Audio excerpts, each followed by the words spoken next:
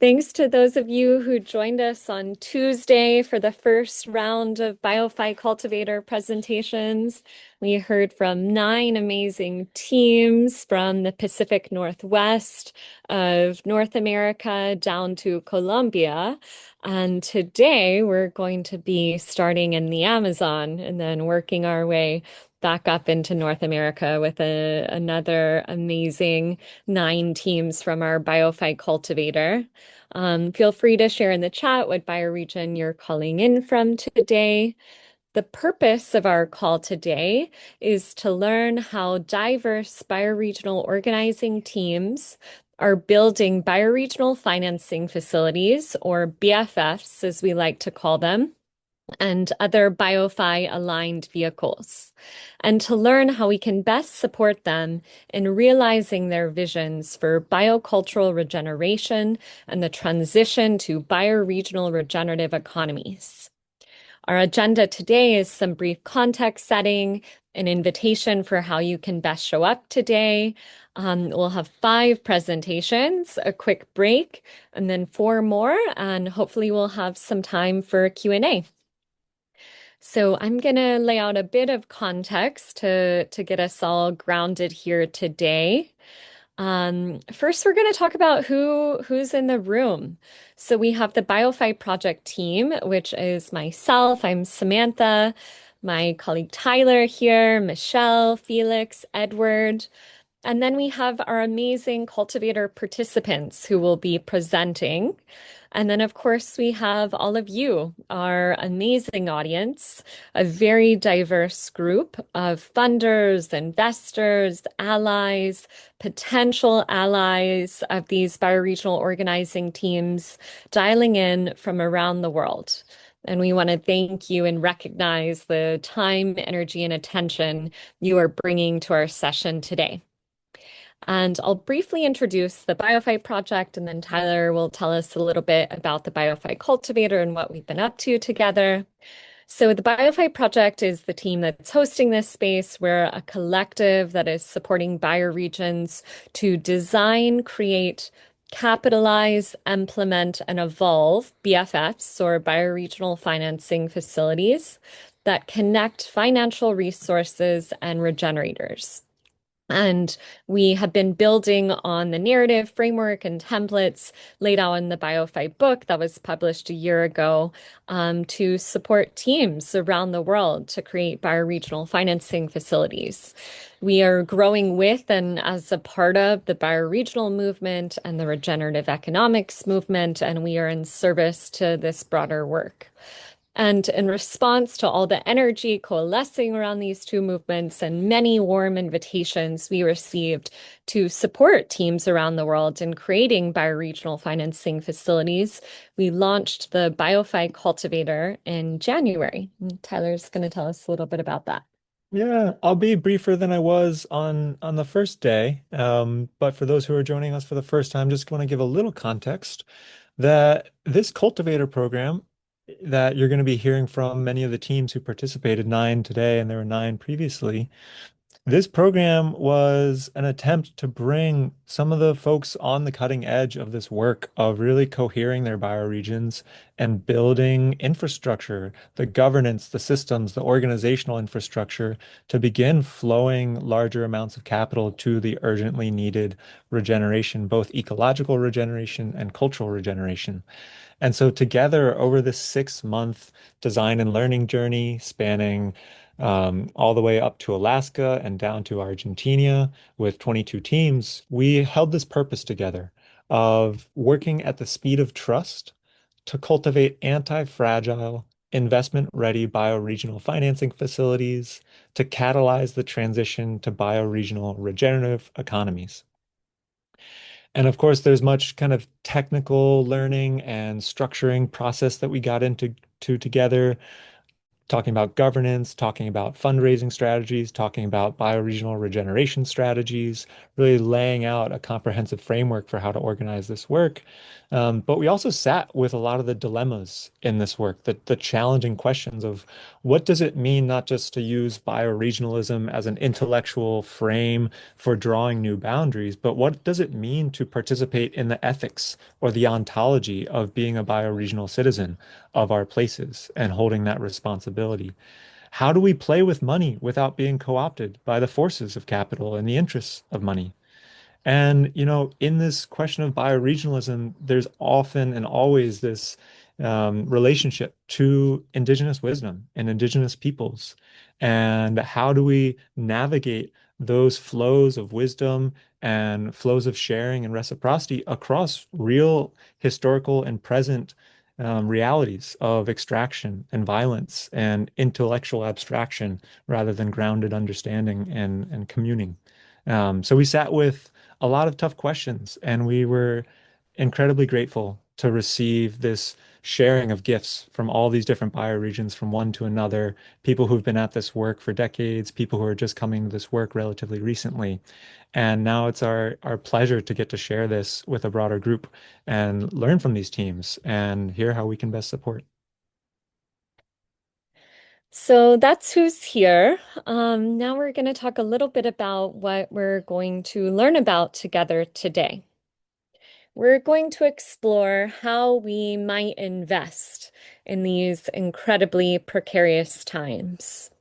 Most of us are here because we are concerned about mass extinction, climate change, water and food security, the erosion of democracy, on, the full range of unfolding crises that encompass the polycrisis and the underlying metacrisis.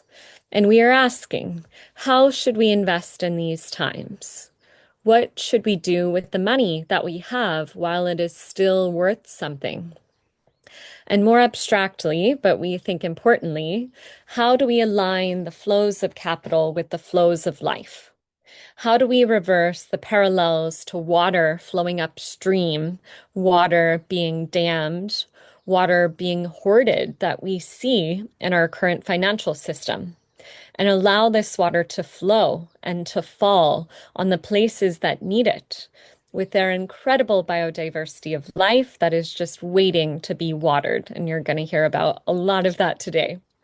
I think it's clear that most of us think the financial architecture as it's currently constructed has humanity and so much of the rest of life on a path to mutually assured destruction.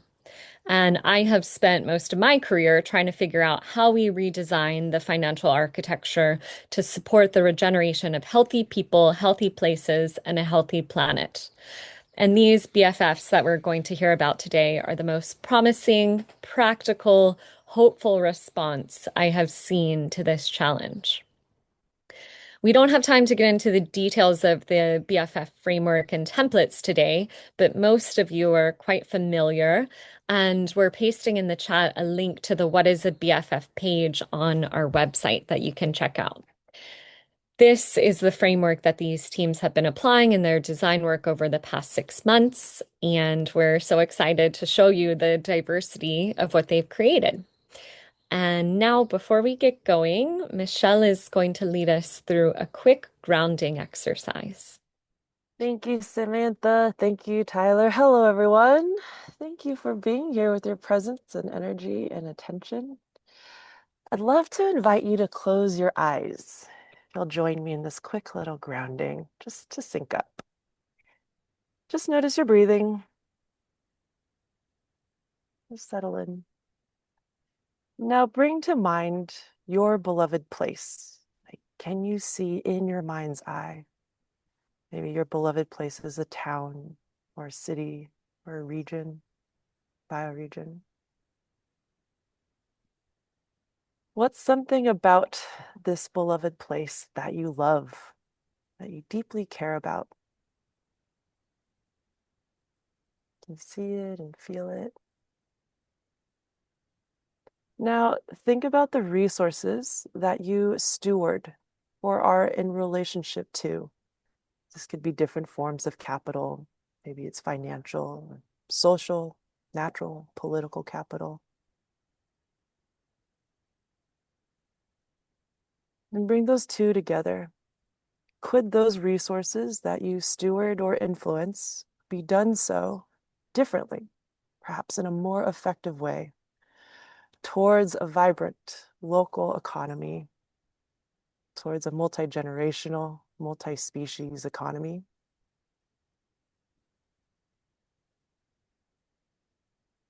What might that look like? This is the invitation today, a co-learning inquiry of how to move capital as an expression of that love and care you feel for your beloved community and bioregion. And so finally, what is the state of being you'll need to embody today to listen through your heart, to then employ your head and your hands for wise action? So heart, head, hands. Okay, one more breath all together.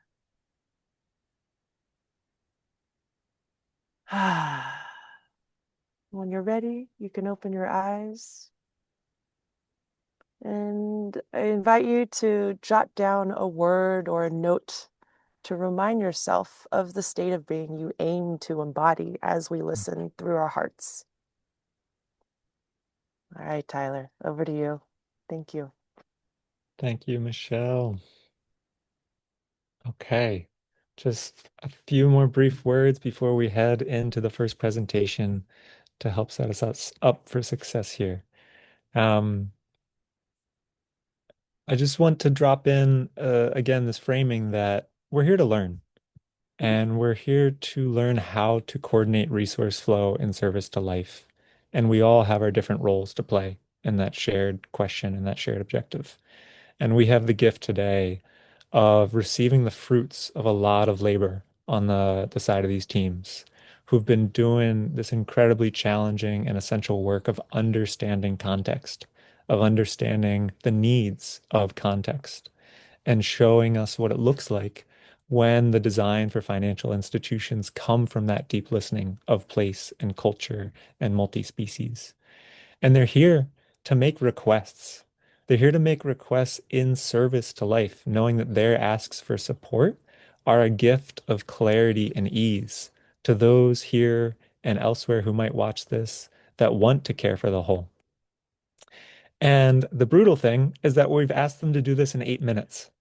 And so these teams could easily share for hours and hours. And we've put this incredibly challenging constraint on them of tell your story in 8 minutes and ask for your support in 8 minutes. And you know, it's perhaps at odds with the regenerative way of going as slow as we can and really building deep relationships. But the purpose here is to start relationships. It's not to get all the information you could possibly want. It's to really find where are there attractions in this room, where are there relationships wanting to blossom, and what can we learn together as we build those relationships. So without further ado, we're going to head into the first presentation, which is the Amazon Sacred Headwaters Alliance. Please note that all these recordings, all the decks will be shared out afterwards, so no need to jot down rapid notes, no need to screenshot things.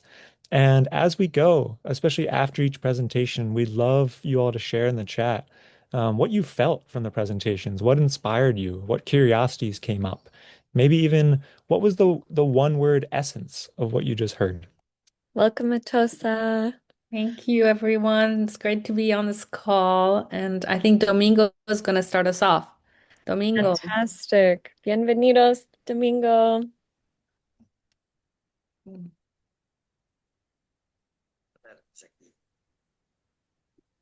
En primer lugar, reciban un atento y cordial saludo de parte de la directiva de Cuencas Sagradas, los 30 pueblos indígenas conservando 35 millones de hectáreas.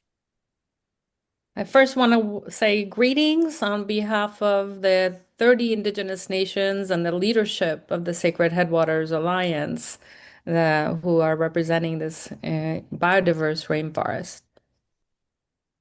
Lo que quería decirles, agradecer el tiempo, agradecer a Samantha, su pareja, a Tosa, Rafa y a las mujeres que estoy viendo ahora por este propósito colectivo único que estamos llevando. I want to start by saying, giving my gratitude to Samantha and Tyler, to Tosa and Rafa. And I see a lot of women on this call, so I just want to say deep gratitude for all of you who are working and serving Mother Earth. Lo único que quiero decir que nuestro trabajo, nuestro compromiso es cuidar los 35 millones de hectáreas que en pie y hacer reforestación, restauración y entrar a la bioeconomía regenerativa. Para ello, Our only purpose of the Sacred Headwaters Alliance is to protect the 35 million hectares of intact forests that we still have through programs around conservation, reforestation, and also bioeconomy. para ello quiero hacer un llamado a todos ustedes que se sumen, que entren a la alianza, porque los indígenas solo no podemos sostener este bosque en pie. Pero estoy seguro que entre todos sí podemos trabajar para bien colectivo y para la próxima generación. Muchas gracias. My message is that I invite you to join us, to join this alliance. It's a call from the forest. As we look at the indigenous peoples can't alone protect this intact forest. It is the shared responsibility of all of us to band together and to be in service to Mother Earth for the next generation, for the future generations of all life. And that's my message. And with that, thank you, Domingo. Gracias, Domingo. Gracias, Domingo. Over to you, Atosa. Right. So we can go into the next slide. The Amazon basin, as many of you have heard, called the lungs of the planet, and the way that it sequesters carbon dioxide and emits oxygen. However, this world's largest tropical rainforest is also the biotic pump, the heart of the planet's hydrological system and weather system, cooling and stabilizing the global climate. And yet, the Amazon biome is at a crossroads. Next slide. Next slide. Okay. Sorry, one slide. So the Amazon is reaching a tipping point of no return. We know that unless we act to get to zero deforestation and restore 4% of the lost forest cover of the Amazon basin, the tipping point of no return is here. We are looking at 5 to 10 years. We could surpass this tipping point, which is connected to all the other planetary tipping points, increasing droughts and fires, collapse of the planet's entire hydrological circulation system, the rain machine. And so protecting the Amazon is key to protecting the climate. And as you know, drivers are the same all over the world. The lifeline economic system that's causing deforestation through resource extraction and domination of nature. And so we are a response to that, the Sacred Headwaters Alliance. The next slide. The Sacred Headwaters Alliance is working, 30 indigenous nations are working to protect an area the size of Italy in the headwaters of the Amazon basin in Ecuador and Peru. This is a massive area of the Napo, Pastaza, and Marañón river basins. These 30 indigenous nations have the majority of the indigenous of the lands of this bioregion is indigenous lands. There are 700,000 indigenous people that live in this bioregion, and of course, 86 million acres, 80% of which is threatened. Next slide. And so, next slide, please. The bioregional strategy that began in 2017 is that the indigenous peoples themselves of Ecuador and Peru came together, made a commitment to protect the headwaters bioregion. And they came up with a bioregional plan. And the plan has 5 major objectives: ensuring the well-being of the indigenous people, enhancing indigenous territorial rights and governance, promoting forest conservation and restoration, eliminating forest degradation and deforestation, and stopping the expansion of extractive industries. The plan is available online, and it's a model for, a lot of work that we did in a participatory way, looking at indigenous life plans and how they can contribute to collectively see a bioregion along the river basins, along the integrity of the entire basin. Next slide. So here's the core team. Domingo, as you heard, is the president of the Sacred Headwaters Alliance. We have an incoming executive director, Zenaida Yasakama, Quechua, both Achua and Quechua leaders. We have a core team you see here, which include myself and a number of very seasoned indigenous leaders, as well as a number of external advisors, some of which are on this call. I see Bill Twist is here, Belen, Gregory Landua from Region, and of course, now Samantha and Tyler, who've been down there. Next. So we have been operational for the last, next slide, please. Yeah, we've been operational since 2017. This is our governing board. You can go to the next slide. Our existing structure is that we have Sacred Headwaters Alliance is a legal entity in Ecuador, and Fundación Pachamama Peru serves as our base of operation in Peruvian Amazon, is the legal entity through which Sacred Headwaters Alliance operates. We have a fiscal sponsor who is in the United States, the Pachamama Alliance, but we're also in the process of setting up Sacred Headwaters Alliance in legal entities in Peru, Europe, and also eventually in the US. It says Peru twice.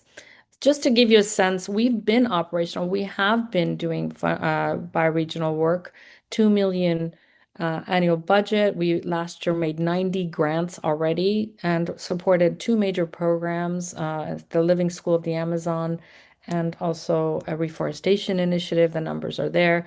Our goal is to raise 2.5 million in re-granting funds this year and 1 million for ASHA's core operating budget.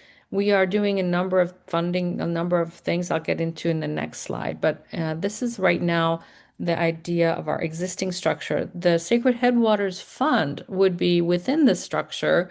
And of course, So we got a minute. Okay, sure. Sorry, this time went really fast. We have global recognition. Next slide. I'll just get to the Bioregional Fund is basically to serve as a permanent protection of the Amazon. The structure would be that we would have an investment committee and an advisory committee. The investment committee would be within our current structure, the board of the board of governance for the fund, and the advisory committee would be made up of experts who can ensure that the vision is aligned. Quick next slide. And I'm sorry, this is rapidly fast. We're here to secure territorial rights, advance indigenous well-being, grow our alliances, strengthen governance. Next slide. There's a few samples of programs and projects that we have that you can see on food sovereignty. And just quickly run through some of the impacts that we're looking for, how we would measure impact in terms of indigenous lands, rainforest protection, law and policy. Our leadership school has been training the next generation of leaders. We have a program on food sovereignty. And lastly, these biocultural stewardship units that are helping Wrap in a sentence or two, Atosa. I'm so sorry. Okay. So just a last slide to put our ask, one to wrap it up. We're looking to design the process over the next year. We're looking to give seed funding through our current portfolio of projects, some of them I mentioned, and we're looking to for champions to support our efforts. Our bioregional plan calls for a $700 million investment over 10 years in 30 indigenous nations' life plans to protect the Italy-sized rainforest. Thank you so much, everyone, and sorry it was so rushed. That's okay. Thank you, Atosa and Domingo. Incredibly inspiring. Tyler and I got to go down there in March, and It's truly such a magical place. And just so everyone knows, these slides will be sent out to you in an email. They'll be available on our website, so you can browse them with more spaciousness. I know it's a lot to fit in to 8 minutes, but thank you, Atosa. You did great. So we're headed now across the continent of South America over to the Atlantic rainforest in Brazil to hear from the Sinol de Vale team. Over to you guys. Thank you, Samantha and Tyler. And hello, everyone, and welcome to the Sinol de Vale BioFi presentation. I'm Dirk van Onsem, and together with our founder and managing director, Thais, who's on the call as well as Cassia Elizabeth Yayani, I want to invite you to come on a trail hike with us. So we're going to go on a hike with you across the Mata Atlántica, and that trail is called the Camino de Recóncava de Guanabara. We'll explain a little bit more about that. Next slide, please. Our bioregion is situated in the buffer zone between Rio de Janeiro and the Mata Atlántica rainforest. The beautiful Mata Atlántica has incredible biodiversity and has already lost 88% of its size to date. Our bioregion delivers the water, food, and other eco-services for Rio and surrounding areas, and it is challenged with urban encroachment, loss of rivers, and low economic activity leading to poverty. Next slide, please. Against this backdrop, Sinol de Vale took the initiative years ago to demonstrate its theory of change, of how a biohub can be a catalyst within a bioregion to create a bioeconomy. By creating this 110-kilometer ecotourism trail, it galvanized entrepreneurs, activists, changemakers, and farmers to join the regeneration movement. This officially recognized Camino de Recóncava de Guanabara is more than just a trail. It reconnects the local community to its heritage, culture, and ecotourism potential. And all of you can become part of this journey. Next slide, please. The 110-kilometer trail starts not by coincidence at Sinol de Vale. For over 15 years, this biohub has earned the trust and reputation in the bioregion and developed into an internationally renowned UN flagship biohub. It offers learning journeys, hospitality, and prototypes bioeconomic business models. After these years of working with very limited financial resources with amazing results, the time has come for Sinol de Vale to become self-sufficient so that it can continue and expand its groundbreaking work for the bioregion. Next slide, please. We know there are different types of capital to access, and we know there are many amazing regeneration projects in our region. Next click, please, Tyler, and you can click once more. However, at this point, the money does not land on the ground.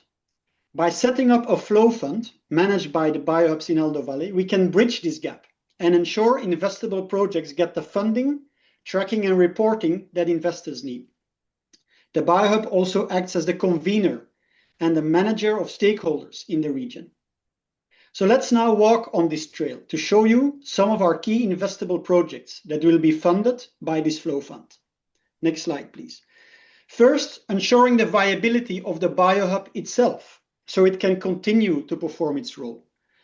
For this, we need investments in the two flagship projects of the biohub. Madre Frutos, which is a jackfruit business, a women-led social enterprise, as well as investment in the hospitality offering of Sinol. These two business drivers alone can create the needed income so that Sinol can drive the bioregional regeneration forward. Next slide, please. Let's keep walking the trail. After about 20 kilometers through great landscapes, our next stop is Vale de Estrela, the port where 1/3 of the slaves arrived in Brazil. We have started executing the master plan to regenerate the rivers, the old church and weighing station to create a historic and cultural ecotourism site, together with the local Quilombo and fishermen, who maintained this abandoned site over the past decades. We are determined to continue, but need more financial resources to do so. Next slide, please. Another 30-kilometer hiking further, we pass the wide degraded farmer lands that are called Terra Prometida. This is a government-supported area where the landless farmer movement of Brazil is working under very tough conditions to regenerate degraded land through agroforestry. we have started building new supply chains for the pharma and food sector and see the potential to build a true bioeconomy with these farmers to benefit their livelihoods. And it needs more investment in this area to recover. Our last stop on the next slide covers all other 9 segments of the trail in the beautiful mountain range of the Mata Atlántica. In each segment, we have identified areas that need reforestation or conservation to create an agroecological belt to preserve and regenerate the biodiversity in the region. Not in the least for our golden lion tamarin monkeys that are an endangered species. Next slide, please. With more detail available upon request, we're asking for your support. This can be financial or with resources to help set up the fund or pay for setting up the fund, to make the BioHub viable with financial support or by supporting the other projects that we have shared. We have created this detailed overview of critical investments and hope that you as a receiver, we spark your interest to come in further dialogue with us and can give you way more detail what these funds will be used for. Next slide, please. I know this was a lot of information and in a very short time, so I hope it's giving you a sense of the incredible work that Thais and the team in Sinol are doing in the bioregion. With that, I want to open the floor actually for Thais for some closing thoughts to finish our presentation. Thank you.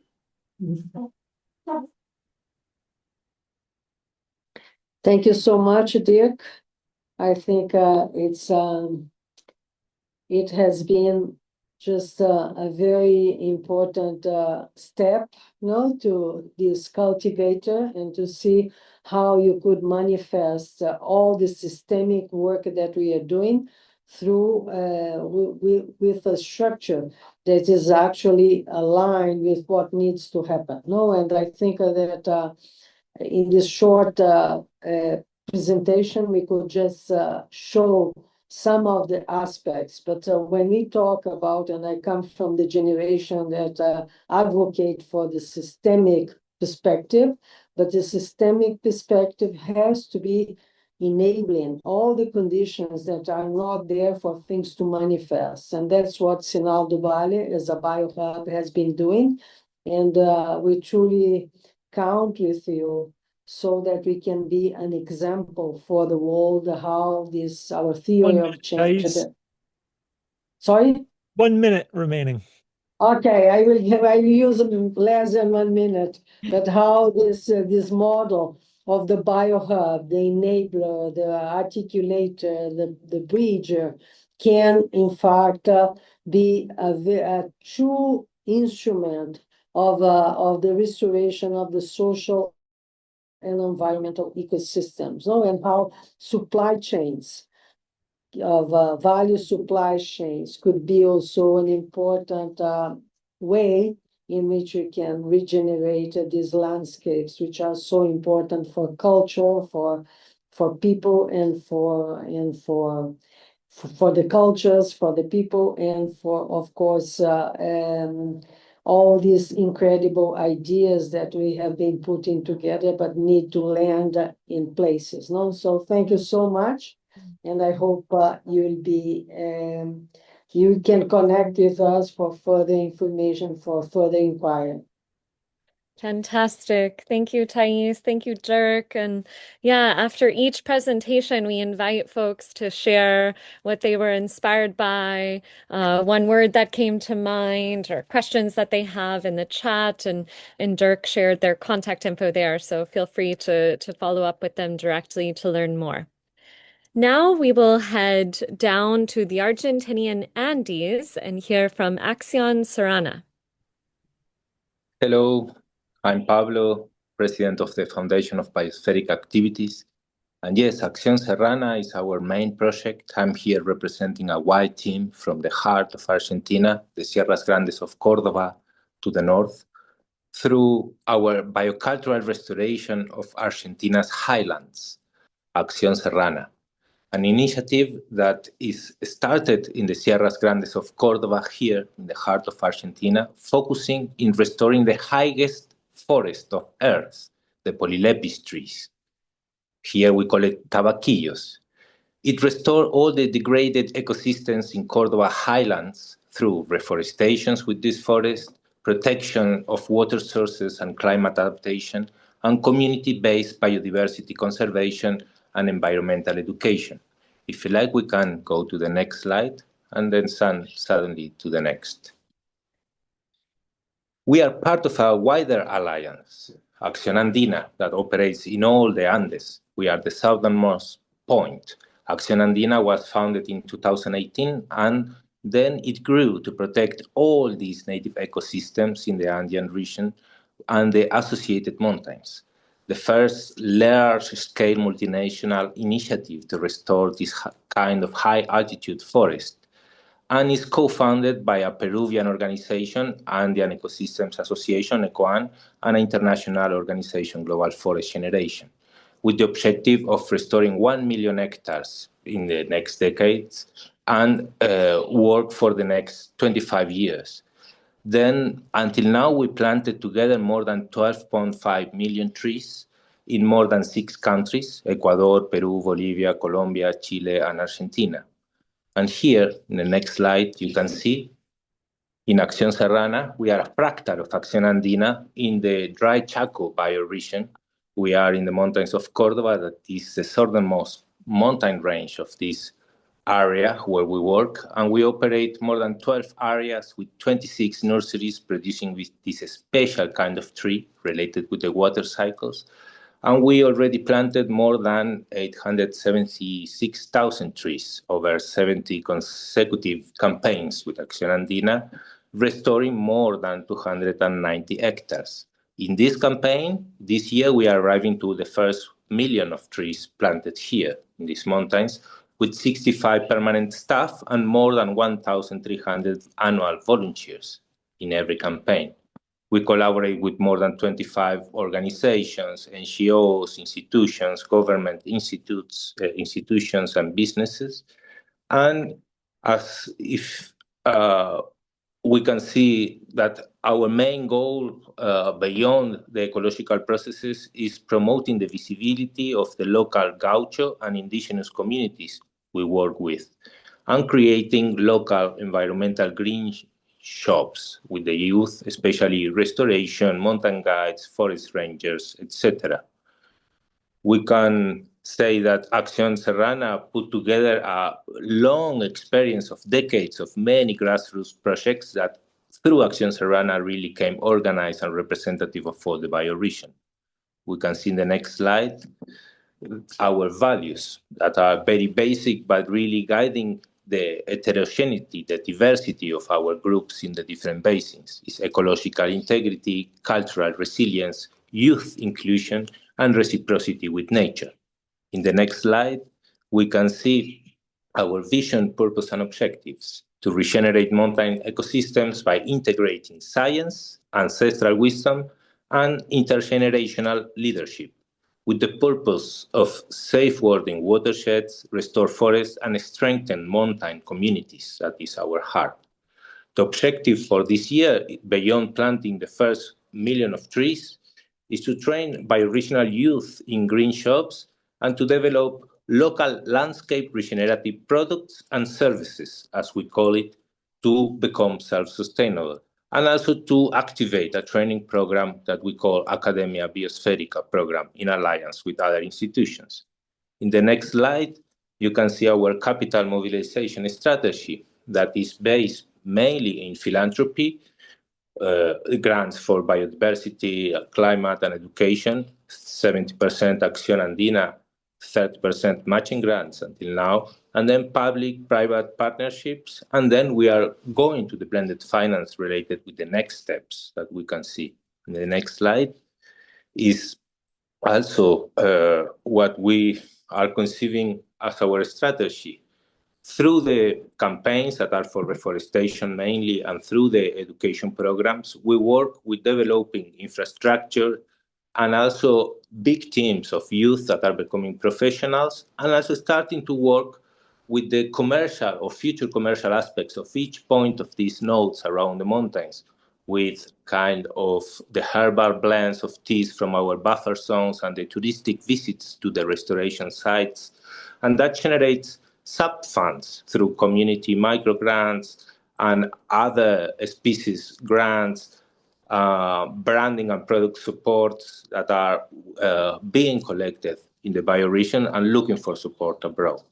Our criteria is always based in local ownership, biocultural priority, and replicability, as we did from where we started 23 years ago with the first projects in this region.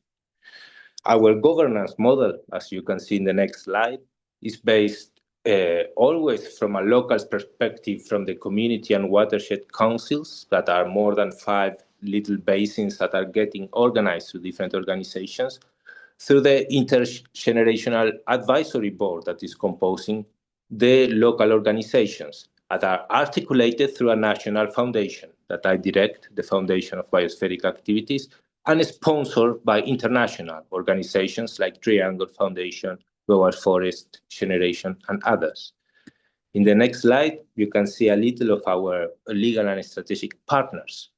Our entities that I just mentioned, that is a national one to implement a bioregional new one, very aligned with the BioFi principles and designs, the Biospheric Academy Foundation, and an international one that is helping and empowering all these little projects to become a big one.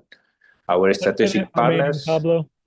Yes, we are finishing with our extended coalition of rural educators, indigenous and gaucho communities, and youth of the mountains.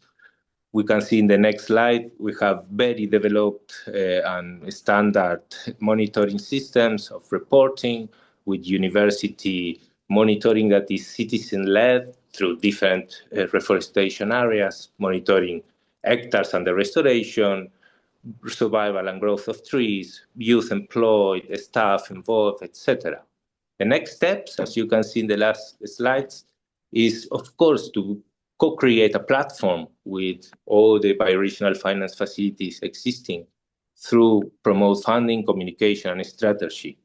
And why us? Why Acción Serrana? Because we became more than a project. It's a living, regenerating biocultural movement as we conceive, ground on place, people, and purpose. And it restores the forest where all the water, yes, I can wrap saying that we are restoring not only the places where all the waters of this province, Córdoba, comes, but doing the same in the watersheds of all the main rivers of South America through Acción Andina, rekindling, making alive the connection in between the communities and the mountains. And we are calling this to become a bioregional model for all the planetary regeneration really needed, scaling up in that purpose. Thank you for your attention, and really ready, willing, and able to move forward in all that is required to do it together. Thank you. Beautiful. Thank you, Pablo. Thank you, Renata, who's here, who's been working on this too. Feel free to share reflections on Acción Serrana and their incredible work in the chat. And now we're going to move back to the Amazon rainforest to hear from the HKY Intercultural Reserve in Juniquin territory. And I think Pablo is also going to speak to this one. Pablo's working on a couple of projects down in Sorry, I'm helping to put together this project together with the Juniquin Council and groups and the Matutu Foundation, but in this case will be presented by the finance director of the project that is behind the bioregional finance facility perspective of the Huacaru Yushibu Intercultural Reserve. But thank you. I will comment and respond any answer if needed. Fantastic. We'll go ahead and play the video. I'm not sure if the video is working. I think it's a good introduction. Ok. Conhecimento é a nossa verdadeira identidade. O povo sem conhecimento, ele não tem identidade. Através da orientação da natureza, das plantas, da terra, a gente consegue captar as mensagens que nós precisamos realmente lutar pela proteção e preservação dessas plantas sagradas. Porque se não existe floresta, não existe vida, não existe futuro.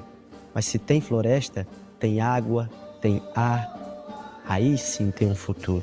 Beautiful. Over to you, Christian. Thank you very much. Thank you everyone for listening. We are the Huacaru Intercultural Reserve. honey queen biocultural restoration in Amazonia. We are a nonprofit project dedicated to the preservation of the culture and spirituality of the honey queen people by restoring the ecosystems of the Amazon. Thanks to the words of Mapu Honey Queen, he's the spiritual leader and president of the Indigenous Association Huacaro Yushibu, who I think unfortunately wasn't able to join us today. I was hoping he could present the first part. But I think it's very relevant to mention first. Sorry, if you could go one slide backwards, I think 12 or 2. Yeah, there we go. Give a brief introduction to the Honey Queen and the importance of the leadership. Mapu Honey Queen is a political and shamanic representative of the Honey Queen people, who is already known nationally and internationally for strengthening the cultural identity of his people, working with sacred medicines and actually actively defending environmental preservation. Next slide, please. The Honey Queen why are the Honey Queen so important to support our efforts to protect the Amazon? For us, it's an ethno-bio-indigenous relevance for the whole Brazil and Peru Amazon rainforest restoration. It has biocultural relevance since they have already a rich cultural heritage, including shamanism and arts, and a long cultural legacy of preserving the rainforest and living in harmony with nature. As a social impact, the whole Honey Queen community includes 19,000 people who are living around the Acre region in 12 reserves. And it has a restoration potential of around 107,000 hectares of unprotected lands, which could actually be worked together to kick off and replicate the models we're presenting today. Next slide, please. So where are we? Just to get a geographic reference, we are working in the Terra Honey Queen in Riozinho do Alto Envira, in the Acre region, Rio Branco, Brazil. It's just the frontier, as I said before, between Brazil and Peru. Next slides, please. Why is it important? I don't want to deepen on our worries that we'll have with the threat upon the Amazon. We all know it's constantly threatened from illegal deforestation, wood extraction, the expansion of conventional agricultural areas, soil degradation, and predatory hunting practices that are all of these pushing native communities towards their displacements and out of their native lands. Next, please. Our proposed solution, and we've been working for several years on this, is basing a solution on the Honey Queen agroforestal practices. Agroforestal practices promote the sustainable use of the land, reducing incentives for deforestation and protecting biodiversity.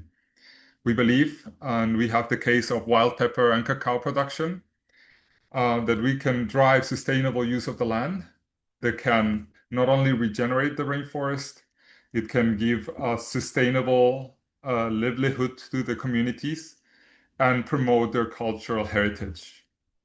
On a second stage, we believe that we can, although we can start easy with raw materials like pepper and cacao, there's a whole potential on the Amazon basin for ethnomedicines. So we can move from food to medicine and establish a replicable business model for forest communities. Next slide, please. Thank you. So as a mission, we are looking to establish viable business models that regenerate the Amazonian ecosystem through Honey Queen native culture and an adequate infrastructure as to achieve intragenerational self-sufficiency. What does this mean to us? Next slide, please. Basically, through this business models that can start with promoting the wild cacao trading, the wild cacao harvesting, wild pepper harvesting in the region. We are envisioning the strengthening of the cultural identity of the Honey Queen people.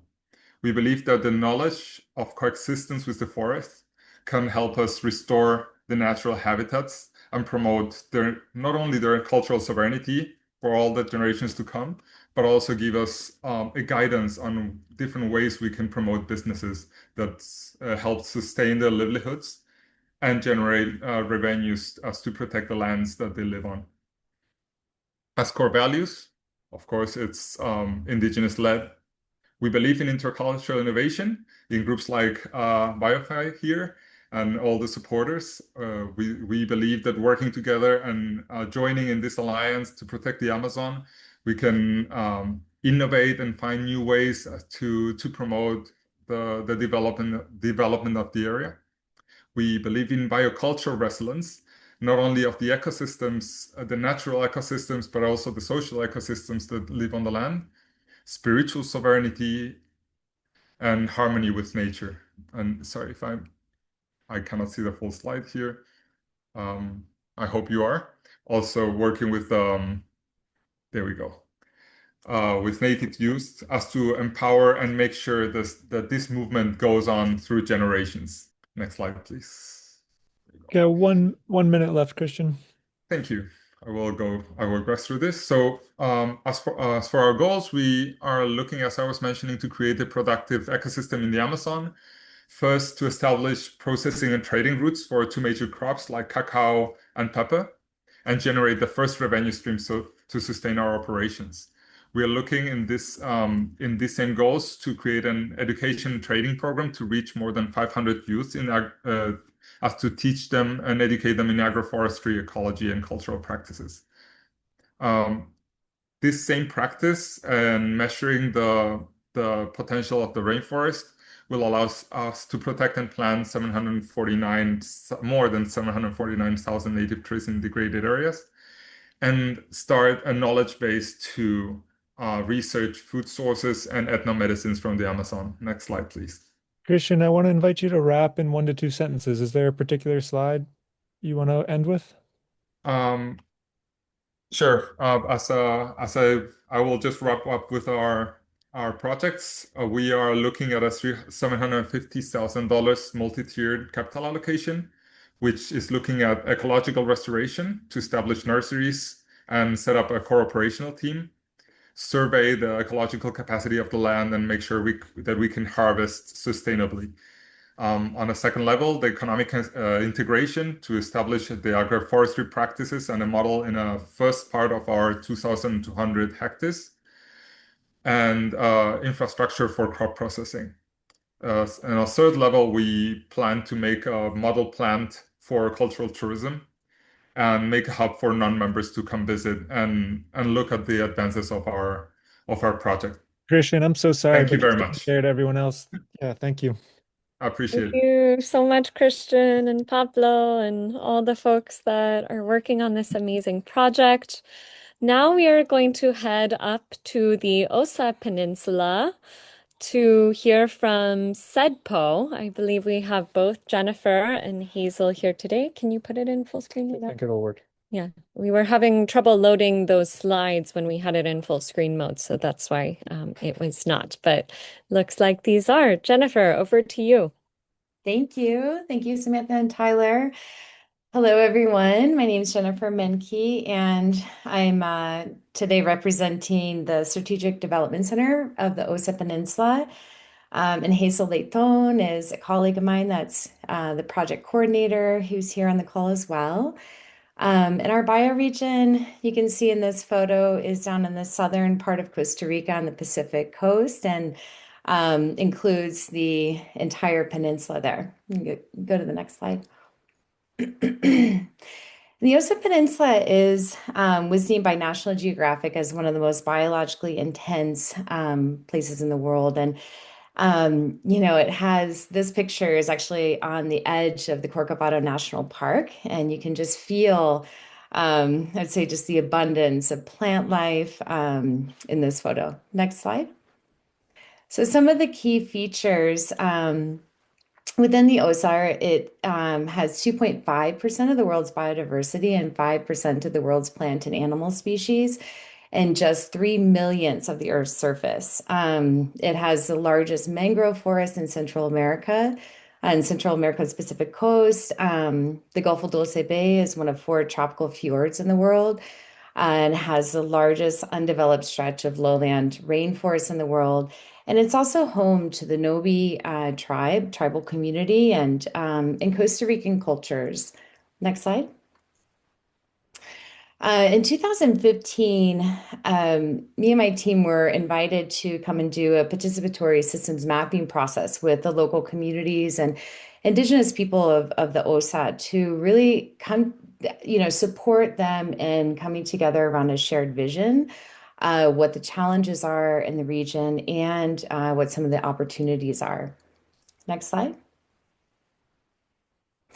And this is a very complex systems map, which I'm not going to get into, but this was the result of that process. And I'll just point out a couple of things. One is that the overall shared vision that came out of that was having a regenerative economy that supports the communities, a thriving community, as well as culture. And if people's jobs are reliant on a healthy ecosystem, then they're incentivized ideally to support the ecosystem. And so the vision was really this regenerative economy, thriving communities, and a thriving ecosystem.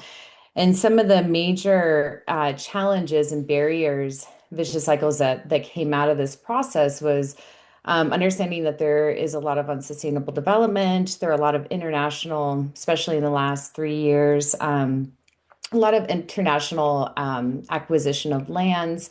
There's unsustainable agriculture. There's also poverty alongside conservation, which is actually driving some of the illegal activities of deforestation, poaching, and mining. And then there's fragmentation amongst the groups working there, cultural erosion. So, there are many, many complex issues. And so with this project, we're seeking to address those. Next slide.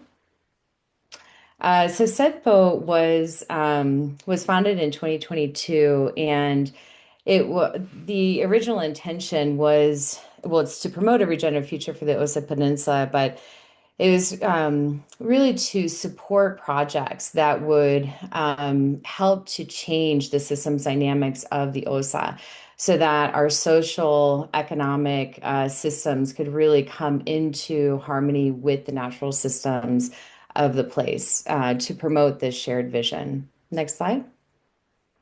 So CEDPO is governed by an NGO, which is Regenerative Earth, a government institution, the Institute of Rural Development, University PIOSA. The University of Costa Rica has a program in the OSA, and then a community governance body that is made up of both local and indigenous peoples in the OSA Peninsula. Next slide. This is kind of our core team, bioregional organizing team. So Gerardo Chavez, the president of the Territorial Council, myself, just director of Regenerative Earth, Diego Queiroz Padilla, who's the PIOSA director. And then Hazel Leighton is our CEDPO program coordinator. James Honey and Teodoro are also support team staff. Next slide. So, our theory of change is really underpinned by this rigorous systems analysis, and that's what is really driving, I would say, our objectives and strategies and the work that we've done over the last 4 years. Next slide. So the 3 areas of focus, we develop and strengthen locally led regenerative projects and community organizations and governance. Connect communities, needs, actors, initiatives, and resources with projects and with each other, and then invest in locally led regenerative projects primarily we've been doing it through philanthropic grants. Next slide. So this is our network map as well as kind of our flow of resources map. And currently, Regenerative Earth is really acting as a fiscal sponsor and and supporting the CEDPO staff and projects. But what we are planning to do this year is to set up a bioregional financing facility that can receive donations, receive investments from not only U.S. donors, but also Costa Rican donors, the Costa Rican government, other international donors, And then that would be supporting the core team for CEDPO, as well as investing in the projects that we're supporting. And then CEDPO's role is also connecting government institutions, NGOs, and universities to those projects so that we're maximizing the resources that are available to us on the peninsula. Next slide. We support and choose projects through a systems criteria, and those projects typically fall within three primary sectors, which is environmental, social, and economic. Next slide. I'm going to just we've supported about 15 different projects through capacity strengthening and direct investments. So 1 minute remaining, Jennifer. Okay, so I'll just share a few of the projects. This is one of our major projects is working with the Nobi tribe and knowledge exchange and growing gardens and native seeds and agricultural practices. Next slide. And then we're supporting the only recycling center in the Osa Peninsula. Next slide. As well as growing native vanilla and agroforestry systems. Next slide. And then women-led meliponiculture. Next slide. And then in the next 3 years, we intend to establish a Costa Rican BFF, have a core operations team of a coordinator, administrator, project manager, and invest in local projects that promote a regenerative future for the Osa Peninsula. Next slide. And then we are seeking 100K. We are seeking 100K annually to meet our operational needs. And then we've already received 35,000 for 2025, which we're hoping is going to be a 3-year 35,000 for the next couple of years. Could you wrap in a sentence or two, Jennifer? Yeah. So we're basically seeking about 65,000 in addition to this annually to support CEDPO's work into the future. Thank you. Amazing. The Osa Peninsula is such an inspiring place, and seeing the robust systems analysis y'all have brought to protect that place is really incredible. I think we're going to take a quick bio stretch break. So go get some water, go to the bathroom, go run around outside, and we'll come back in 3 minutes. Is that right? Yeah, we'll be back at 8 minutes past the hour. Okay. I'm going to stay and hang out here with anyone who wants to hang out and just leave the floor open for any reflections on what we've heard, but no pressure to stay.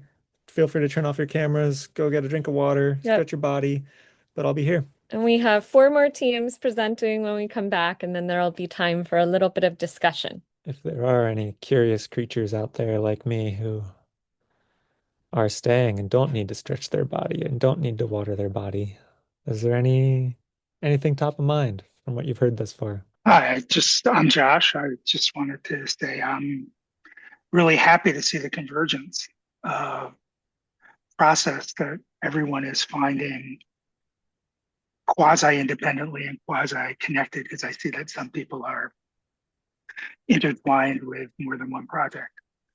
And I think that speaks to, what a lot of us are finding is that these kinds of processes all need a bunch of things. I'm also struck by the fact that they all need money.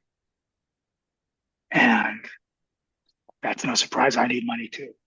And I don't know what the strategy is. I understand the concepts, but I don't know the practical strategy to get from there to here, because in some sense, this is we're also in the standard fundraising plea. Here's my project. I'm so great. It's all these wonderful things. If you only give me money, we'll be able to do all these wonderful things. And how do we get out of that dialogue? How do we get out of that discourse? Because there's always going to be too many projects chasing too few resources in that world. Yeah, thanks for that reflection, Josh. I look forward to perhaps we discuss that as a whole at the end here. We'll have, I believe, 4 more presentations and then hopefully about 20 minutes for some group dialogue. And we'll also share that we're hosting an open house in about 2 weeks, where folks who have questions, who want to get to know these teams better, can attend, and some of the teams will likely be able to make it and really engage in these questions, hear more about what was learned in the cultivator, and be actually able to dialogue in these questions. But for now, we want to turn it back towards the presentation. So it's time to wrap up the stretch break and the wiggle break and the bio break. And it's always lovely, if possible, to come back on camera. It just creates a sense that there are living beings here sharing space. And want to really support the folks who are holding down the second half of our show today. So we are going to begin. We're headed to the Diamante Valley in Costa Rica, not far from the Osa, just a little bit north and inland. And we'll be hearing from Danny Bell, who is representing the Diamante Baru Bioregional Consortium, and perhaps from Nicola as well. Danny, over to you. Oh, thank you. Thank you, BioFi team, cohort participants, allies, potential partners. Our consortium unites a tiny but powerful ecosystem that has too many unique characteristics to cover in 8 minutes. And today, we're focused on our goal of funding the local activists and the grassroots actions that protect the life in all forms of our bioregion. Next slide, please. I'm Danny Bell. I've been an activist, organizer, and evangelista bridging cultures my whole life, from Detroit to Cascadia in the States, and for the past 8 years here in Costa Rica as a water protector and earth advocate. Our organizing team is really a network of ambassadors who've come together in service to this shared mission of bioregioning the verb.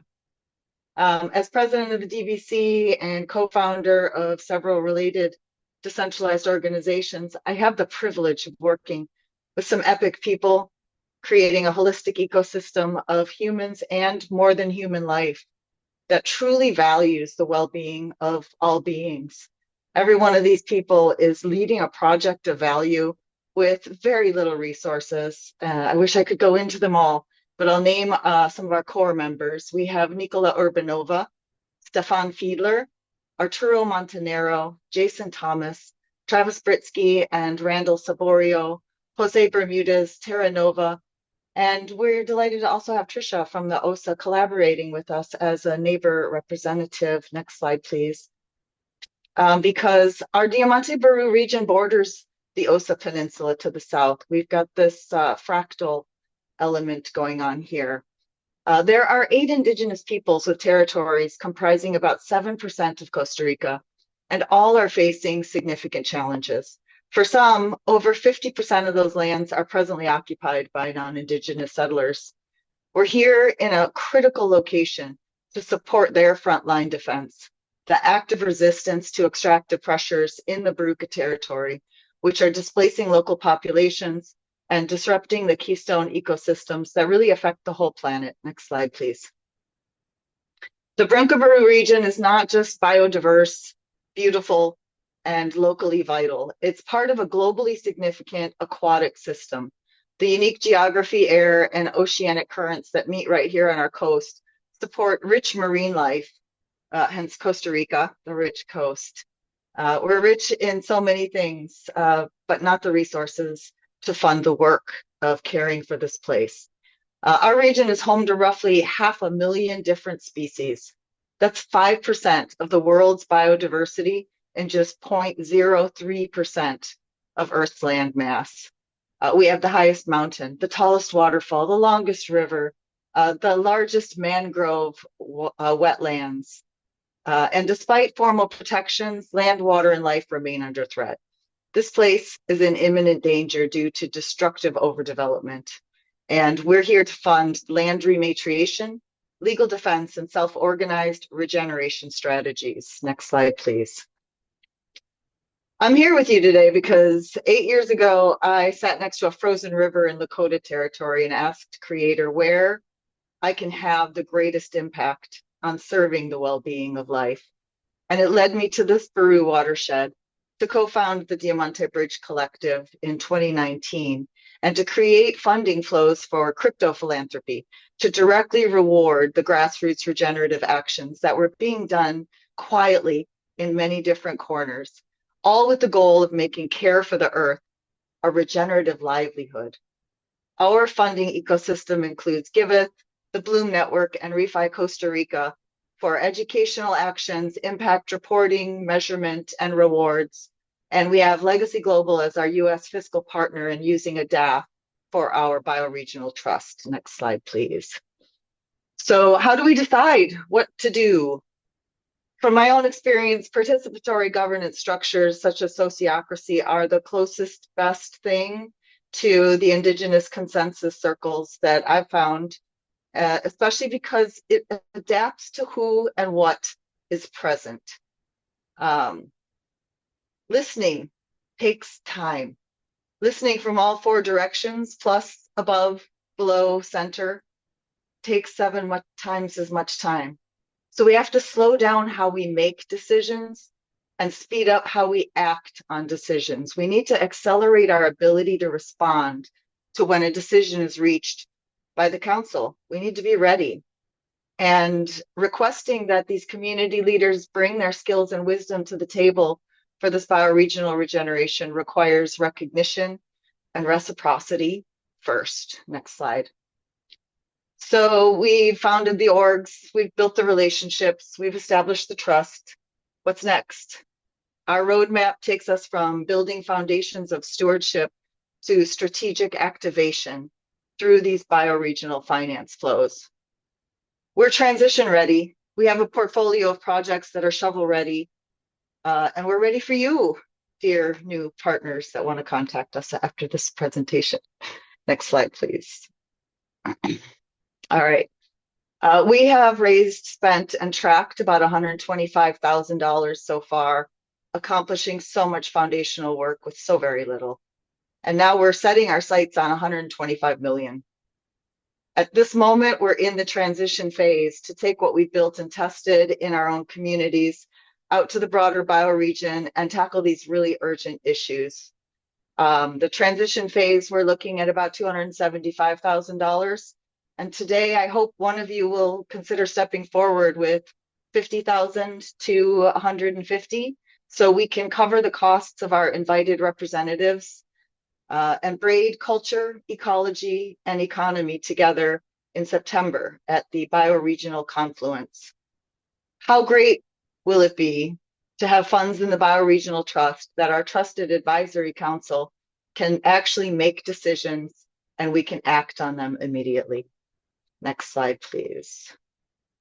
As an example, the Sacred Shield Initiative brings Indigenous-led protection teams into action right now, building regenerative education and long-term sovereignty as we activate capital flows through these BFFs. 1 This minute initiative, remaining, Danny Bell. Perfect.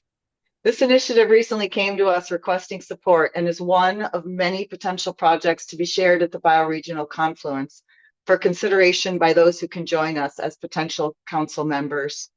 We have sacred ancestral lands with owners willing to work with us, elders, youth, women, and warrior leaders ready to give all they've got. And we have the facilities to receive all kinds of resources for allocation to this purpose. Next slide. I hope you all will hear the call as I did and join me and our team in unlocking bioregional governance, Indigenous sovereignty, and the capital flows that will protect global biodiversity at planetary scale. We're co-stewarding a living system of regeneration, and we have the opportunity to protect territory and unify cultures by shifting capital today. Fuel a decentralized movement restoring nature and rights with us. The links are below. Thank you so much. Amazing. Thank you, Danny Bell. Feel free to share these links and your contact info in the chat. And folks, please provide reflections on what you've heard and what it makes you feel, what it brings up for you. And now we're going to head back to North America with a presentation from the Hudson Valley Resilience Group that is working in the Hudson Valley in New York in the broader forests of the Northeast bioregion. Over to you guys. All right. Hello, can you hear me? Yes, we can. Welcome, Matt. Hi. Thank you. Thank you so much. This has been so wonderful to see. Thanks for having us here today. I'm going to be talking along with Stephen and Willie about what we're calling HERE, or the Hudson Estuary Resilience Effort. If you could move to the next slide, please. So this is our bioregion. This is the estuary watershed of the Hudson River. So it's about 5,312 square miles from basically Upper Manhattan all the way up to Troy, where the river has been dammed. So the Hudson, as many of you probably know, is actually an estuary in this portion. So we've got all the fresh water coming down from the Adirondacks and all the seawater coming up from New York City. And the river actually flows in two directions. So it's a tidal river. It basically changes directions twice a day. And it's a very ecologically rich part of mostly New York State. There's a little bit in Connecticut and New Jersey and Massachusetts. There's 200 species of fish, 19 kinds of rare birds, 140 rare plants, and 11 areas of significant biodiversity.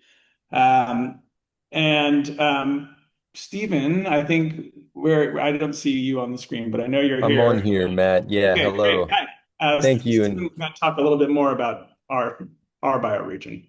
Yeah, very briefly, good to be with you all today. So we've been listening to the story of this place quite a bit, and the local Lenape tribal nation describes one area as Mawa, which means a meeting place. The Hudson Estuary literally is a meeting place of fresh water and salt water, where the rhythms of earth gesture inward tidally. In this place, the river meets the Appalachian Mountains, which connect many of the bioregional teams that we heard from just the other day, and some that we'll hear from later. This area also hosts a 2,000-mile-long trail, the Appalachian Trail, which is home to many transformative pilgrimages for hikers each year. It's a significant meeting place of rural and urban and even global communities. New York City hosts the United Nations there at the mouth of the Hudson, and the bioregion is recognized as widely as one of the early cradles for a very young environmental movement in the US. Now this estuary is home for our shared bioregional work. So next slide, and Matt will take us away into it. Yep. So just wanted to touch very briefly on the work that we've been doing in our various organizations and efforts over the last 5 years. So I'm working with an organization called Partners for Climate Action Hudson Valley that's actually undergoing a renaming right now. But we have been doing mostly granting in these 4 areas, and I'll talk about ecology, food, culture, and shelter in a minute as we talk about our guilds. Wanted to highlight one example of a project that we've undertaken called Pollinate HV, which is a good example of the kind of bioregional efforts that we're working on right now. Pollinate HV was actually a big study that looked at the specific pollinator species that are most at risk within the estuary watershed of the Hudson. And then we developed a public guide at pollinatehv.org that gave all sorts of practical tips and landscaping actions you can take. We then noticed that there were no local ecotypical seeds, so we worked with another local enterprise called the Hudson Valley Seed Company to grow out the local ecotypical seeds that specifically are the food sources for the most at-risk pollinators within this watershed.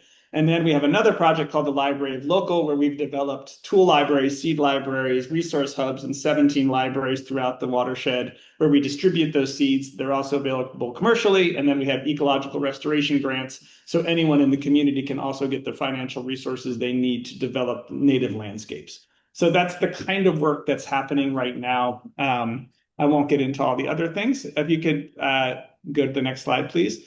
So what we've been doing during the time of this cultivator is developing something that we're currently calling guilds. That name might not stick, but the idea is to gather the people who are real connectors in our bioregion to reach out to all of the people who are doing the work of caring for our places and understand really what are the most important issues to this place. And then together, developing studies in their issue areas and helping to make funding decisions. So each guild, we're starting with 4 guilds as part of this project. we'll actually have hopefully at least $1 million each to distribute in ways where we're really making decisions closest to the problems that we're trying to address. If you could go on to the next slide. So the first guild is food. So we're looking at all of these things. I won't go into them. Next slide, please. Second one is shelter. Housing is a huge issue in the Hudson Valley. Affordability is a huge issue. Because we are an estuary, we're also dealing with sea level rise. We're dealing with a lot of issues actually with water, whether it be drought or flood.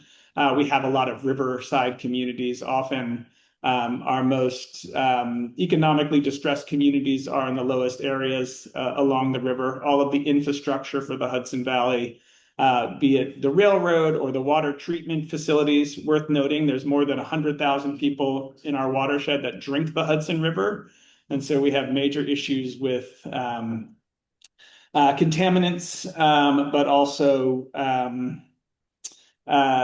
like I said, big problems with sewage overflow, all sorts of issues that have to do with shelter and housing. If you could advance to the next one, please.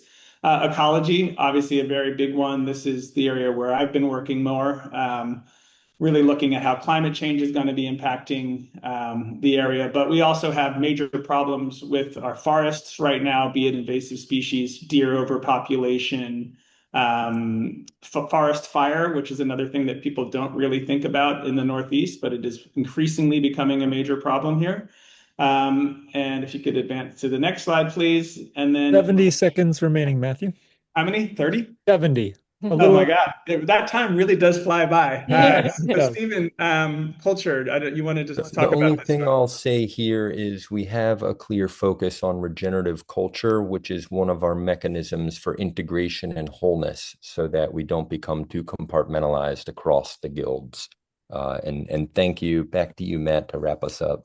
Yeah. Okay. So very quickly, we're also starting a magazine where we're sharing all of these reports. This is called Here. So this is coming out in a little bit. If you could advance to another one, we're trying to tell the story of this place as well. Most germane to the cultivator, we've been building a fund for the Hudson Valley. This is a trust, a philanthropic fund. We've been hosting multiple funder gatherings and have actually been raising money to begin to distribute through the guilds. And then next slide, please. We'll be having a bioregional congress in October of all of the guilds. And then the next slide, this is our timeline. Maybe we don't need to get into it. And we've just launched BeHereNow.org, which will be the website where we'll be sharing all of this information. So thank you very much. Incredible. Thank you, Matt. I love the Ram Dass reference there. Okay, we are staying in the forests of the Northeast bioregion, and we are going to hear from Z from the Alliance for the Mystic River Watershed, as well as the NorthEastern Bioregioning Collective. Z, over to you. Hello all, thanks so much for joining us today. I'm Zbigniew Grabowski, also known as Dr. Z. I really appreciated our earlier presentations, gratitude for all the women in this audience and for our Mother Earth. I'm also expressing gratitude for my partner Gretchen here, who helped put this presentation together, and our whole bioregional organizing team for their input, as well as my mom, who I sent off to hip replacement surgery very early this morning. So any foibles in this, you can blame on a lack of sleep and not the preparedness of my team. So next slide, please. Where we are, we just got a little preview to this in the last presentation, but we are in the Northeast, so-called New England. We consider this an ecologically and culturally cohesive zone of the Algonquin-speaking peoples, often referred to as the land and the peoples of the first light. Next slide, please. And this is an abundant region. This abundance was co-stewarded and co-created over millennia since time immemorial. This is literally the landscape that was co-created through traditional ecological knowledge and indigenous wisdom, and has resulted in a bounty of species which continue to be utilized in many different cultural traditions of both settlers and indigenous nations to this day. Next slide, please. We have many challenges, however, and these are, in my mind and in the minds of our colleagues, very inseparable from the foundational traumas of the so-called founding of the Americas. The Mystic Massacre, represented in this somewhat famous image next to another iconic image of New England, the collapsing barn, indicates, that not only are we not quite a post-colonial society, neither a post-agrarian society or a post-industrial society, but a bizarre amalgamation of all of these things that results in our systemic interdependence with global systems of extraction and expropriation. So if we want to solve these global challenges locally, we have to recognize that kind of microcosm, macrocosm relationship between the two. But we are not a region without proposed solutions or significant intellectual and financial capital set to bear on these different challenges. However, none of the proposed solutions on the table right now have any sort of indigenous leadership structure, as has been shared by other presentations today. Nor is it truly systemic in nature, or does it really seek to find that right relationship with our more than human kin by reinscribing the rights of nature. So next slide, please. In face of these challenges, a diverse group of us, some of whom you've heard from in various forms throughout this cultivator, has come together, realizing that what our main need in this region, working across our disparate sub-geographies and sub-valleys and sub-watersheds, is really coming together across the tribal and non-tribal realm, but also the diverse organizations working on those different aspects of regeneration within our sphere. Next slide, please. This has resulted in a preliminary regional scale vision and strategy. This is very much under development, but we think of this as the kind of fruits of our tree that we are building together, rooting in indigenous co-governance mechanisms. By focusing on the interdependence of ecological restoration programs with regenerative food, fiber, and fuel systems, which in turn can support healthy, affordable, high-performance buildings, clean energy systems, and clean active transit and transportation networks, including trails, multi-use paths, we can really revitalize the traditional patterns of villages and urban areas across our region in symbiosis with larger scale ecological and land regeneration. To do so, as has been proposed by this BioFi initiative, we seek to create this bioregional financing facility in the form of a trust to flow funding to the various initiatives, as well as a venture studio that provides project financing to stand up enterprises which can create a self-reinforcing economic system. As part of that, our organizing team is already poised to expand our existing programs of education and cultural change, collaborative design and planning, knowledge commoning, including various forms of mapping, data and analysis, as well as provide the legal architectures, reinscribe the rights of nature on our landscape, and work in concert to develop forms of decentralized payment, as well as the overall regenerative economic and financial architecture required for regeneration. Next slide, please. I'll take a quick breath here. Release all that tension. To do this, we've been working very diligently as a set of volunteers. We have also been raising capital independently as organizations quite successfully in many ways over the last year. And over this last 10 months as a bioregional organizing team, we've contributed over $250,000 in in-kind hours to creating this draft strategy and regenerative effort. To further this effort, we've all come across this obstacle, as I'm sure many organizations have encountered. We are resource limited in that current economic systems are not poised to regenerate themselves or this landscape, and therefore we need dedicated funding to move from beyond a volunteer-based effort into one that is actually somewhat formalized and take this emergent structure into one that can actually assemble and channel the flow funding into our regenerative strategy. We've also identified a huge financial need in our very short period of time across projects in the region, and we know that this is just the tip of the regenerative iceberg across our geography. Next slide, please. We have been thinking hard about this. I come from an academic systems change background. We recognize that social, ecological, and infrastructural systems don't respond just to social pressures alone. They require the policy and financial reorganization, which has brought us into alliance with this BioFi initiative. But we envision broadly a system whereby an organizing team of the various organizations in our region can develop the strategy collaboratively with a regional intertribal alliance to start to flow funding into a trust, which supports mission-driven work, which creates the enabling conditions for regenerative for-profit businesses, which cannot reasonably be expected to operate profitably within the current market environment, given the tilted playing field that we're operating within. Which can then also be stood up by a bioregional venture studio, which also benefits from relationships with value-aligned investors. Ultimately, this ecosystem becomes self-sustaining as these for-profit entities can also support the larger systemic change work required in our region. Next slide, please. As one example of project rooted in place, this is the Alliance for the Mystic River Watershed, where I'm currently the executive director. Now, based on a combination of philanthropic grants and unrestricted donations, we've raised over $1 million to support the development of a watershed regeneration action plan. Through that work, we realized that many of the challenges that we face within our watershed cannot be addressed by solely watershed level projects. We require systemic change to make housing affordable, to have carbon drawdown technologies operate at scale. We are already seeking to reduce risk to over $400 million in climate exposed assets within our small, slightly over 30 square mile watershed. And again, we realize this is a problem of global magnitude, which brings us into larger regional coherence. We have well identified financial needs as a single organization, as many of you do, but we need to work together to solve these challenges. Next slide, please. 1 minute remaining, Dr. Z. Oh, my clock is slightly off. So as one example, we're standing up a bioregional or bio-based processing facility to facilitate the innovation around bio-based and circular economic activity in our region. This has already benefited from substantial funding flows and stands up the tribal housing program. Next slide, please. And we also are working in concert with the international, North Turtle Island Alliance of people in the design building industry seeking to create mainstream biogenic building materials. And next slide. And I think, and to wrap this all up, basically we see these interconnected levels of effort as absolutely vital to the regeneration of our bioregion as well as our larger planet. And I think through this confederation of bioregions that has been brought together by this initiative, that's how ultimately we'll achieve this goal. And I'm grateful for the opportunity to share all this with you all today. So thanks much. We also have a in-person gathering coming up on the 18th at Foundation House to iterate our portfolio, and we'll also be participating in the convenings that Bill and our 3.0 have been putting together for the near-term future, and I look forward to seeing many of you there. So thank you again. Thank you for that, Z. That was incredible. Folks, feel free to share your reflections on this really, really rich presentation from Z in the chat. And we are moving to our last presentation of the day, and then okay, sorry, we've got a video, so it gets a little more complicated.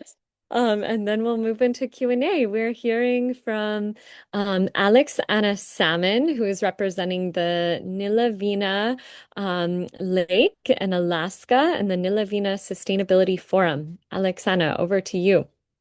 Hoyana, Samantha, and before I kick off, I just want to say thank you to Dr. Z and Gretchen and Felix and Ed and you and Tyler for helping me with this presentation, and also those on my team who took time off to listen to this today. It's fresh slide deck on building an Indigenous land trust for Nilavina. So ababi kainau hua iriaragmiungunga wal kasagat stun Alexander Salmon. I belong to this place called Igiagig, or Iriarak in Yupik, which means where Lake Iliamna is swallowed by the Kwijak River, which then flows into Bristol Bay, Alaska. So that we have a dream to build this Indigenous land trust, and currently we have opportunities that are stepping stones to getting us there. And we really believe that this is a replicable model to transition land and power back to Indigenous stewardship. So I put my formal titles on this slide deck because as president of a federally recognized tribe and vice president of the landowning Native Corporation, as well as working in this partner and program director for Bristol Bay Sustainable Communities with Alaska Venture Fund, as well as serving as the board chair for the health system in this region. I just wanted to share that although I'm young and new to the biofacility finance conversation, this background and extensive history I have in this region represents over 92 years of board service to the various organizations that make this place tick. And my degrees are actually in Native American Studies and Anthropology from Dartmouth College and a Rural Development Master's degree from University of Alaska Fairbanks. So I've kind of taken all of that knowledge and put this short deck together. Next slide, please. So our region is rich in people who have deep, extensive experience, such as myself. And Nilavina is the Dina word for Lake Iliamna. The Yupik word is Nunvahpuk, but it serves as a confluence for three of Alaska's major Alaska Native cultures, Dina, Ina, Yupik, and Aleut, and Alutiiq. But just speaking as a president of a federally recognized tribe, just for scale, there are 229 tribes dotted across Alaska. Anyway, we've called this particular region home since time immemorial, or as the archaeological record shows, over 8,000 years of continual occupation. But this is more than a history. We still live in living relationship with our homelands. In our Yupik language, the very word for joy, beauty, and land, which is Nunaput, all derive from this beautiful place. More importantly, 100% of all of the smolt, and we're talking millions of sockeye salmon smolt, outmigrate past the Irirak, past the throat, through this braided section of river called Kaskanak. This has anastomosizing channels which support all 5 species of salmon, as well as all the migrating waterfowl, which have laid their eggs and they're hatching at this point in time.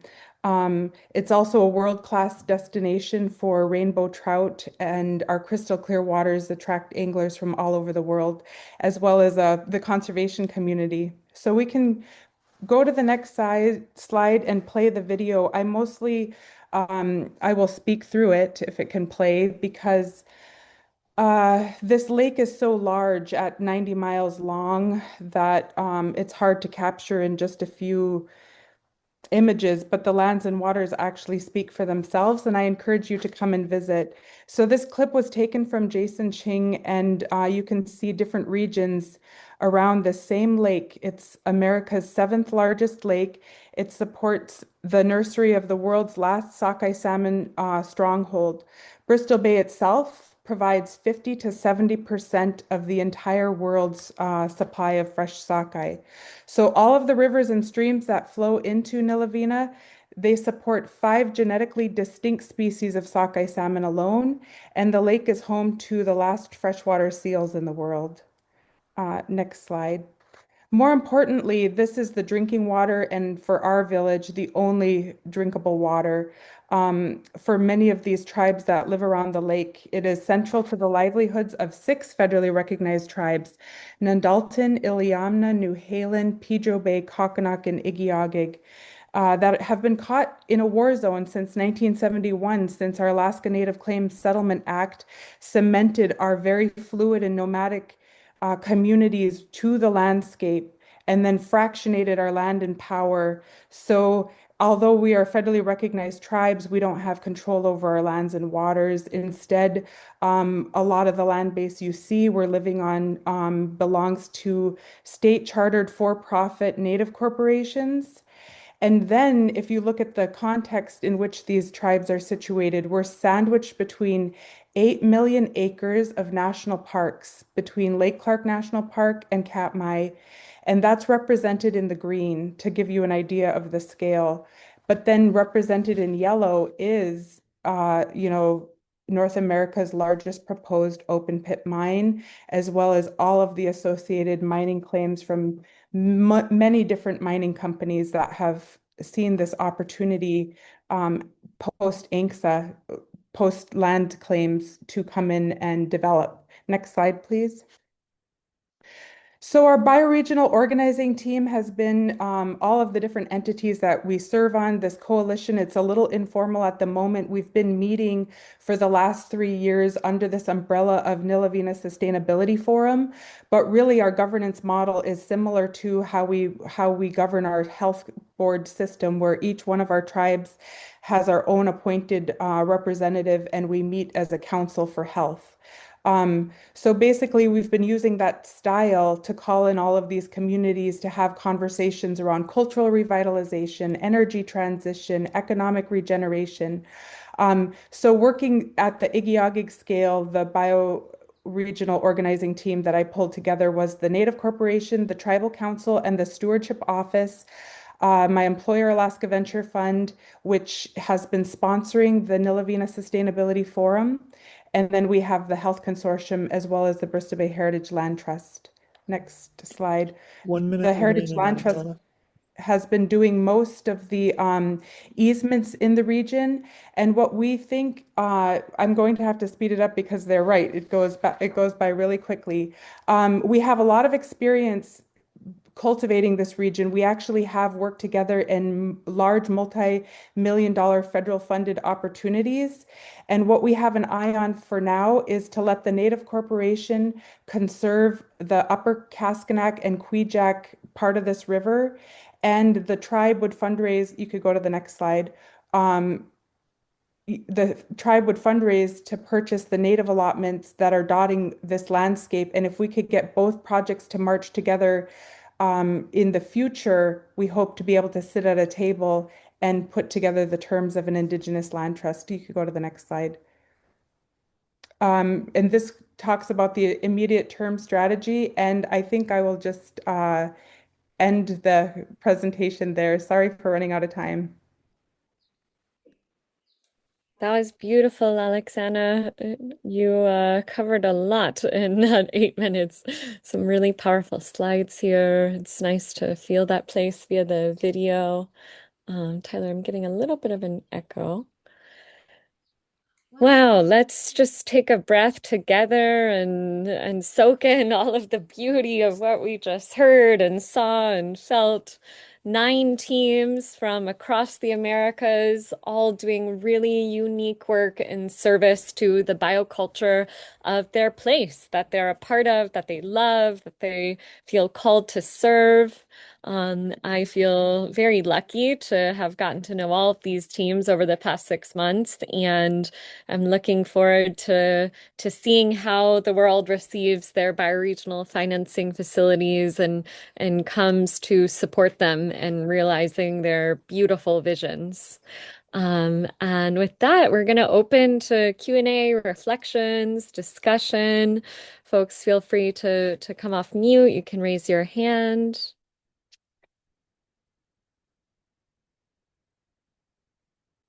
Oh, and Tyler's reminding me that because we don't have a ton of time for discussion today, we've decided to host an open house in a couple of weeks where anyone that wants to, that's joined these calls, can come together and have a little bit more in-depth time to discuss.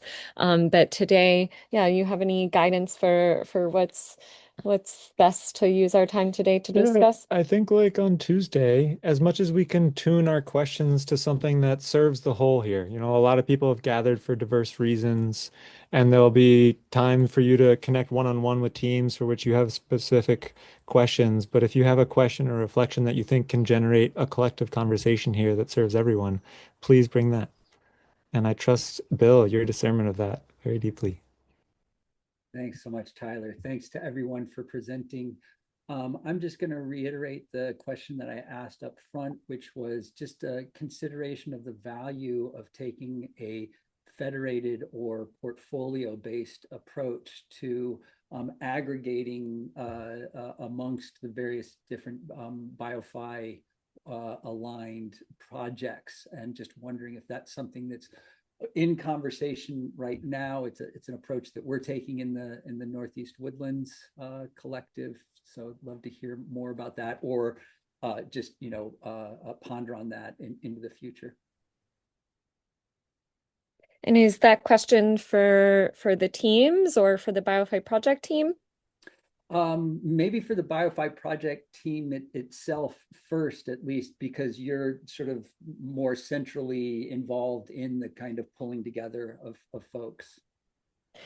Yeah, we definitely believe in the power and benefit of the collective and that we need to do this work together. But if your question is specifically about funding, we're kind of facilitating here a platform for teams to connect directly with funders and build relationships with them rather than funding kind of a portfolio of bioregional financing facilities. But we would love if funders are on this call today or listen to it in the future and want to fund many of them or all of them. Anything to add to that, Tyler? Yeah, I think it's such a great question, Bill. And there's this tension that we feel between, so much of this work we believe needs to be done through relationships and intimacy and building trust. And all these people that you heard from today are doing that in their local communities. And we've already asked so much time of them to hop on Zoom for a couple hours every week and prepare these presentations. And it's this tension of what is the value that we can generate and facilitate the flow of resources when we do that as a collective, gathering from all our diverse places. And then what's the value of them spending their time in their places and hopefully having one-on-one relationships with funders. And so we're in that exploration, and we really welcome guidance, provocations. And if there are people out here on this call who are excited about the idea of a portfolio approach and really believe in the power of investing in all these facilities simultaneously, let's definitely talk. But I think we're hesitant to put that forward first, to ask more time of everyone to gather and do that facilitation process without a real opportunity in front of us.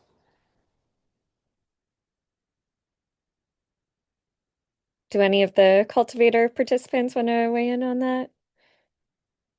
Z, are you raising your hand? And I see Dirk. Z, Dirk, go ahead.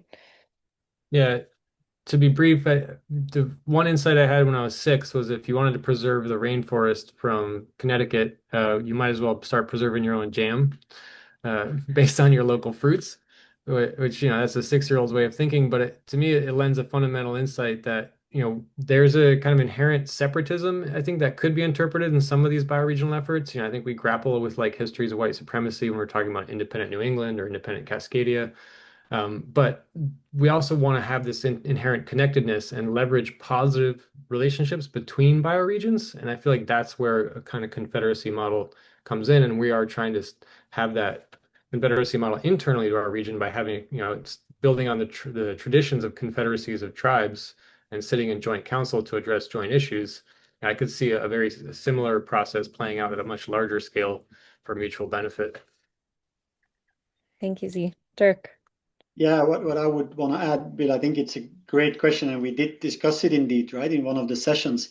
What I think is for now, the great benefit of the BioFi cultivator and project is actually the concept of a BFF is so clearly articulated, of course, because of so many years of work of Sam and the team, that for projects like ours to be able to actually say we're part of this cultivator group of BioFi in itself is already an aggregator, because people say, oh, you're doing that thing.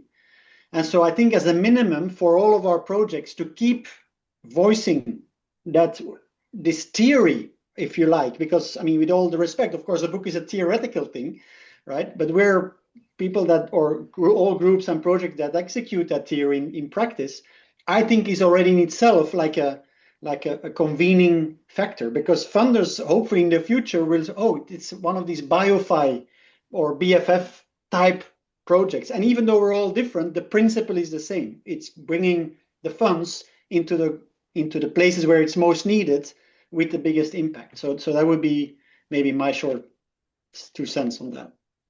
Thanks for that, Dirk. Does anyone else have a question or a reflection they want to share?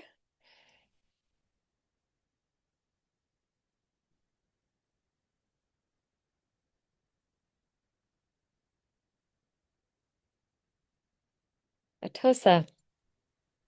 As the question was being generated here about how we might relate to one another, as it feels like we're fractal in the way that we're all working with multi-stakeholder processes in our own, centered on the bioregions we're from, and then we're basically connecting at global level and global scale and larger scales. And I think that, that lends itself well to building relationships. I think I learned so much today from all the other BioFi projects, seeing how they are approaching it. We're all enriching each other's and reiterating as it's appropriate, because you don't have one model serve all, but that we're iterating in our own context, but learning from one another. So I do think this cultivator is rich ground for creating sort of a robust relationships among bioregions and learning. So I'd love to see, maybe there's a directory, or maybe there's a catalog, or maybe already the BioFi cultivators created this interweave among us. So I think it's very rich, and I would love to see funders come up with a funders group for bioregional support. Maybe we need like a affinity group. There's affinity groups for funders, for indigenous peoples, for conservation, for biodiversity, for human rights, for media. Maybe there needs to be a bioregional funders group where some of this work the funders can deliberate what they need, and they can help. One of the big questions we have is, what do funders need to demonstrate the collective action works at the bioregional level and to increase that holistic lens? Many funders only want to fund one strategy or one priority. And what we've seen here is that through integration and creating holistic approaches that things really can move and transform. Our theories of transformation. That's what Well said, Atossa. Thank you. Victoria, please. Hi, and I've been here the whole time, even though I just came on my own screen. As an example of what Atossa was saying, what I heard, that there are some things that are common to every one of the projects. And recently I heard a presentation by Wendy McLean, who's on the call. And she is working on a way to have people funnel their passions into a place in the world where they want and someone wants them to do this work. And so I wanted to see is Wendy still here? I don't know, but I love that idea. And what this is about is regenerative careers, that how do we get people who are interested, but they are overwhelmed by where they can do it, what they can do, what about them, is the richness. So it's a process of helping people get clear and connecting them with places that need what they have in the world. Absolutely. Thank you, Victoria. And Wendy, I'd love for you to come in a second. But, one of the things that we've been contemplating together here in the Cultivator are, what are the financial resources that these teams need, but what are the other types of resources that they need that are in their bioregion and just need to be tapped into. So we've been working on clarifying their asks so people can step into that, whether it's a funder to come in and help them design the right structure that can tap into, multilateral pools of capital, or it's someone in their bioregion to support with accounting or legal or graphic design, whatever it is. So, we are indeed looking at these multi-capital resources that can support this work. But Wendy, do you want to come in? Yeah, thanks for that. Victoria, thank you so much for the shout out, since we just met last night when I gave the presentation. That's really sweet of you.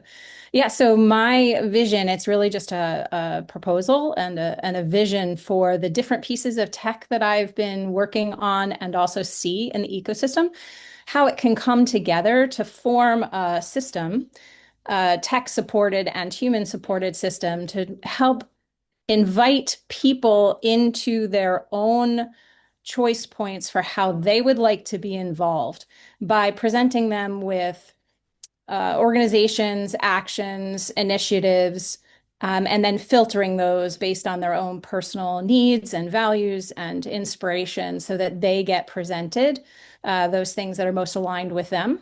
It would drive a lot of volunteer expertise, other sorts of resourced efforts towards the places that need them most.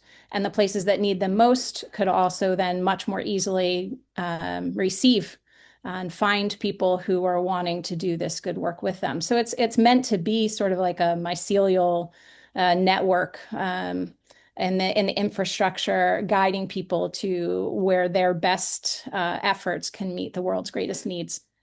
Thank you. Yeah, I think obviously bioregional, the bioregional movement would be an excellent application for a system like that. But true to what everyone's saying, that's not on the ground, right? That's not on the ground work. That's interstitial in between infrastructure work that would then ideally elevate the whole. Thanks. And if you notice that Quaxala put something in the chat that they have done something like that. So I've just pulled up the website, but Wendy, you should connect there too. Thank you. Any final questions or reflections? Maybe we have time for one more.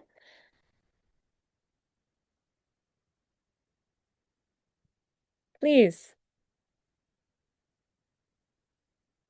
Hi all, I'm Pete from Quacksala, and yeah, I just wanted to +1 on everything everybody's just saying about this kind of need to confluence and create some common.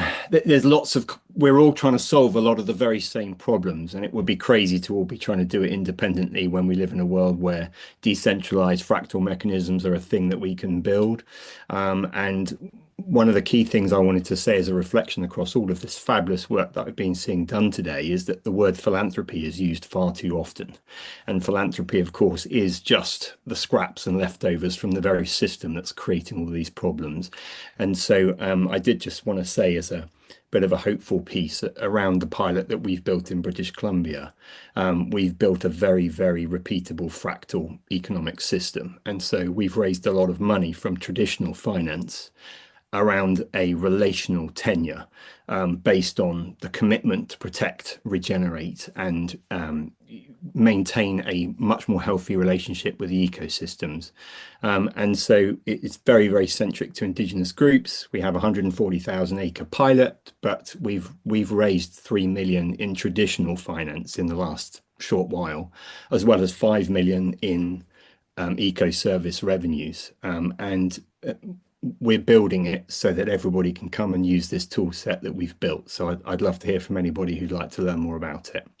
Thank you, Pete. And I also posted in the chat, the BioFi project has a range of different partners with different tools, templates, approaches, mapping protocols, and all of their offerings are in our BioFi partners page in our BioFi resource garden. And I linked to that in the chat, and we welcome more. So if Quacksala or the Omni Mapping Project want to share their offering with bioregional organizing teams there, we welcome that.